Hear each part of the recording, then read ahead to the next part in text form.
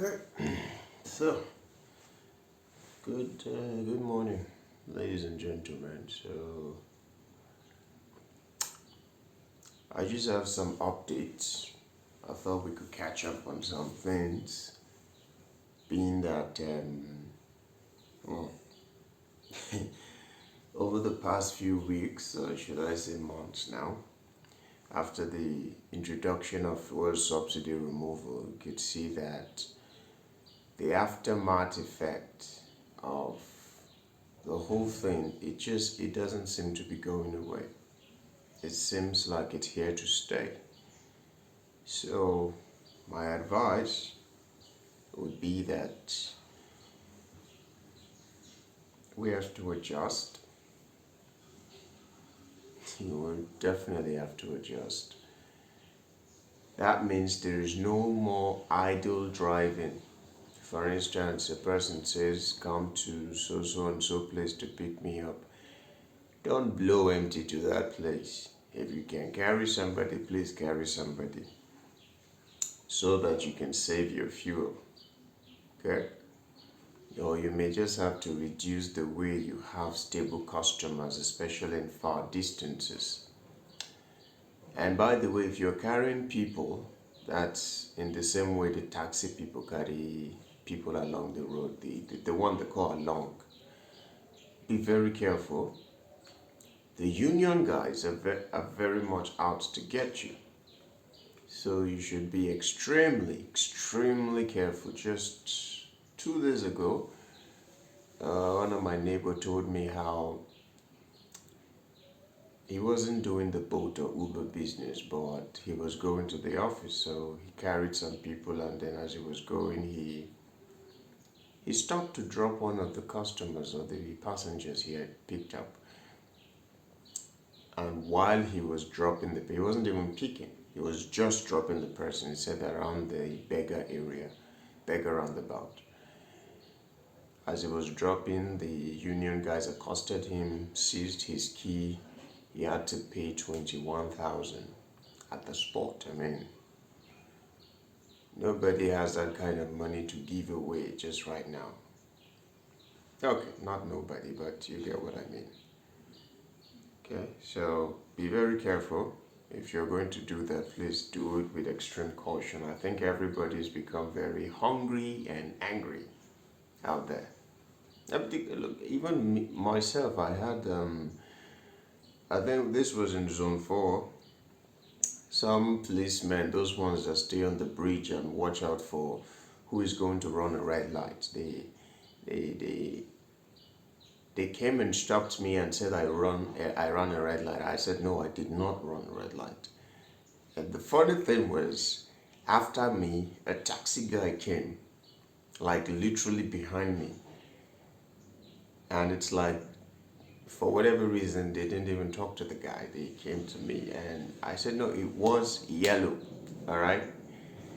I know it's kind of risky going when it's yellow, but it's still not a crime. When it's red, that's really when it's a crime. So they came and they were arguing. I was also arguing because, my God, I'm not in a place where I want to tell anybody I beg in this country. I was just so mad, you know? So, in trying to force himself, one of the policemen, because there were two, one was standing in front of the vehicle, the other one was on the side. In trying to force himself into the vehicle, oh my God, as soon as I noticed that he was trying to force him, I just sped off. As I was speeding up, the guy in front pulled out my plate number. And thankfully, I would say, that plate number was already a bit faded. So I had it in mind to change it anyway. So I said, instead of going back there and begging and paying to collect my plate number, I'm going to go do a whole new one. And that's exactly what I did. I was like, you want to chop the plate number, you could chop it. Like, it gave me so much satisfaction not to have gone back to say, please, what you want. No, I'm not doing that. By the way, if you want to do plate number and you still have at least one of the old ones, or like a picture or something like that, you could just go to UTC, I think that's area 11. Is it area 11 or area 3 now? Just put UTC on the map, or is it area 8? This Garki area, UTC to be precise, okay? It's a very huge plaza where printing is being done.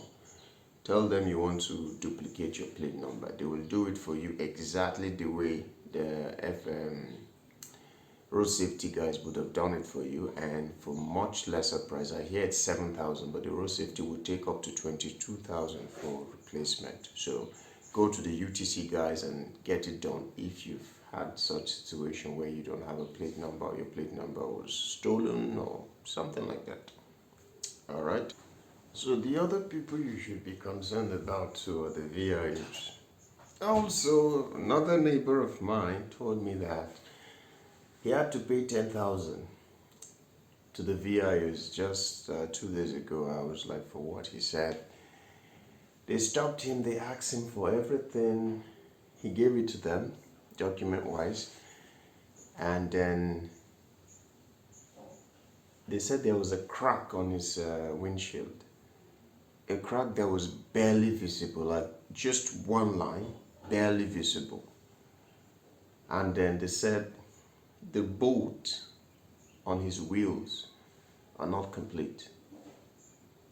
Apart from that, they asked him to on his full light, his trafficating light, like, you know, those kind of drill wherein you just know this person means to catch you. That's why they're doing all this.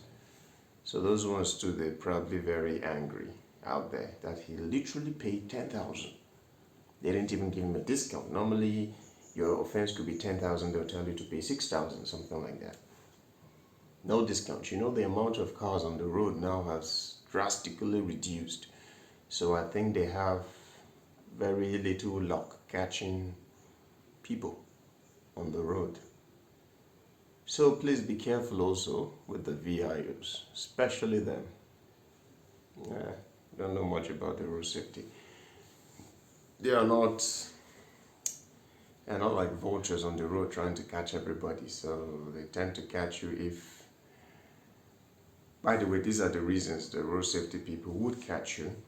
If they ever catch you with your phone like this, making a call, they can chase you down and catch you. And then if you run a red light, they will catch you. If your seatbelt is not on, they will catch you. If your plate number is not on, they will catch you. Like, they look for reasons to actually stop a person. But apart from that, there are also very random stop and check type of situation. But just be, even if you are at a traffic stop, make sure you don't answer calls with your phone to your ear. They will catch you. And by the way, if you want to escape them, just have a little baby in the car. Works every time. The moment there's a little baby in the car, even, I don't know about the unions, those ones are mad people. But even the tax force, you know, those ones that would say you are loading your car too much or something. I'm not sure what they are about. Even they would leave you. Like, the moment you have a little baby in the car, you have a pass for any stupid things you do on that day. So yeah, if you can carry babies in the car, by the way, don't carry them in front. If you carry them in front, it's an offense. Your babies have to be in the back seat as well. Anyway, so to stay ahead, considering the new economic difficulties, to stay ahead, I would suggest and highly recommend that you don't drive only on Bolt, also be on Uber as well.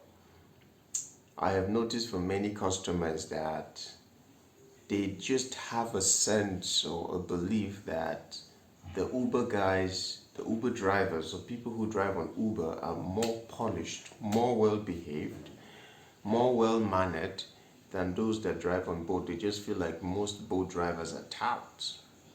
All right? So literally you can be on Uber and drive the entire day and not even need to go on Bolt. That's how good Uber is. Like, a lot of customers are actually on Uber. It's just that sometimes you're in some places, you tend to have the beep on the Bolt app more frequently than the Uber app. That's just the reality as well. And then if you're going to go offline as well, please also go with care, go with God, because well, it's not very safe out there as well. People are also like looking for victims these days. So just be very careful. And sometimes it's even more beneficial to go online, because some people tend to go from A to B and wait for me. I will go here, then wait for me, and at the end of the day, you end the trip. You find out that if you had gone offline, you probably wouldn't have made as much. And another update is that the account number that you pay into both accounts to reduce your commission has now become a permanent account number. So the account number has become permanent. So that means even while you are on a trip and you feel like this trip may be by the time you end it, it may make your commission go so high that they may have to cut out your cash trip and give you only card. You can literally send money to the account, right, while driving. That's what I'm trying to say. Like it's become that easy. So you don't have to finish the trip and then let them cut off your cash trip, and then you now having to pay and reduce it by half or something like that. All right. So please take note of that. And ultimately, I also want to point out, just as an advice, August is a dry month. All right.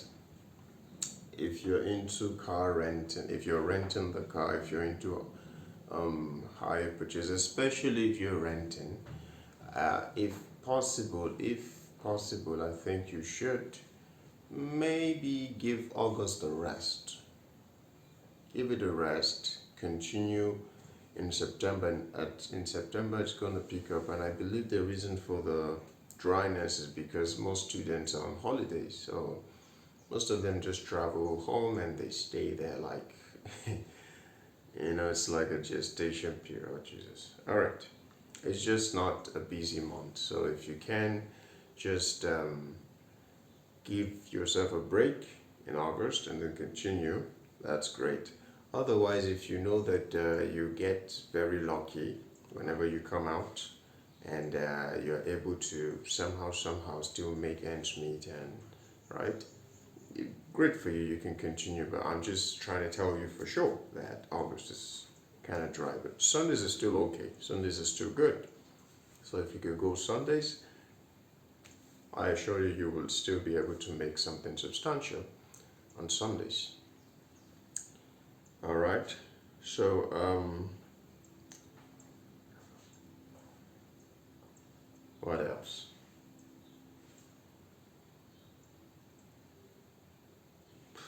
I think this is all I have for now. There's the update. If any more comes up, I will inform you. So please stay safe and bye bye.